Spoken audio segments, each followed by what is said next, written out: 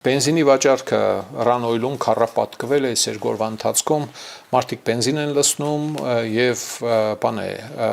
պակաս չկա ոնց որ էլի այդ բոյկոտը կարծես թե չի աշխատում։ Առայժմ չեմ նկատել, որ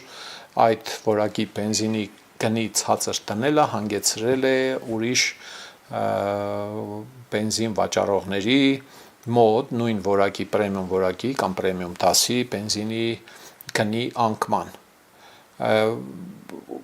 Տնտեսական իմաստով լավագույն արդյունքը կլիներ, որ մյուս բենզակայանները կամ ներկրողները նույնպես այդպես անեին,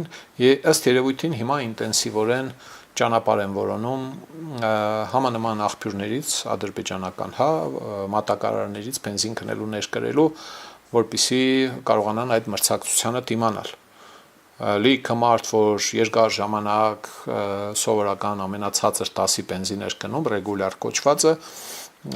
շատ բարեհաջող կերպով անցնում է ուրեմն այս էժան բենզինի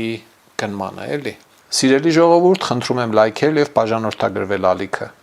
Դրանով դուք կնպաստեք, որ հաղորդումներն ավելի շատ մարդ տեսնի։